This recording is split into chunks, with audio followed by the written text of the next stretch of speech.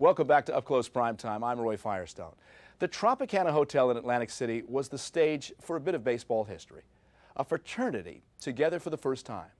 Ted Williams held court, and the other sluggers paid homage to him.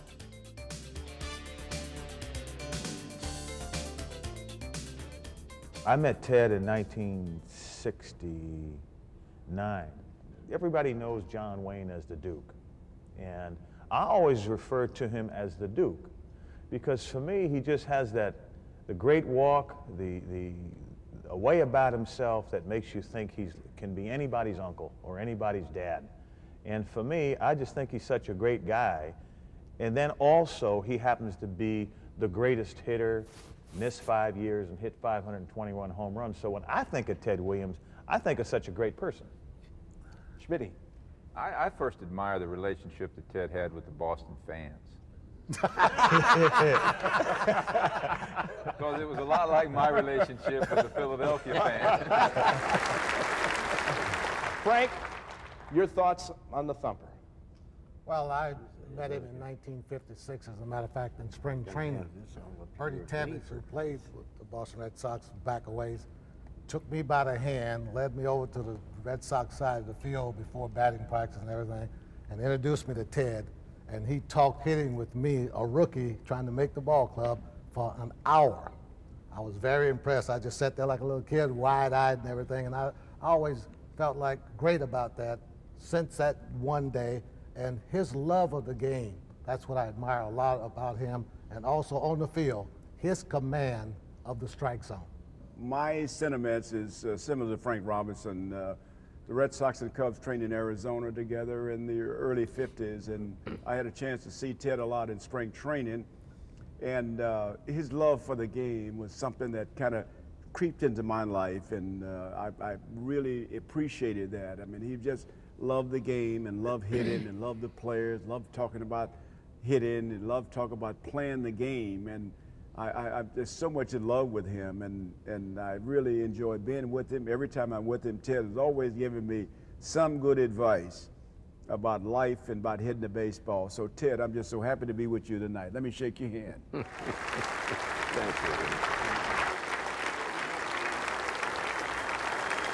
The greatest pleasure I ever had in the game was hitting a ball. And one of the great pleasures for me, and I didn't know this was going to happen this way tonight, buddy, that here we got some of the greatest players that ever lived, and you want them to know what they know about me or what they think about me. Well, I want to tell you, their remarks, I don't want to sound soft, but I'll tell you, their remarks hit me. And I never will be able to thank the great players that I had a chance to meet and be with. What did it feel like? What was the feeling like? Was it better than anything else you felt in life, hitting that ball right? It ranks right 1, 2. Oh boy, when in practice, there was no more fun in the world than to have some guy throwing pretty hard, and with new balls and throwing pretty hard, because the harder they throw, the further it goes, I think. And no feeling like it. It's just, everything's there. And no, I'd have to say that's the greatest feeling in baseball for sure. And the man who knows that feeling better than anyone is Mr. October, Reggie Jackson. Was it the greatest night of your athletic career? Yes, best night I've ever had.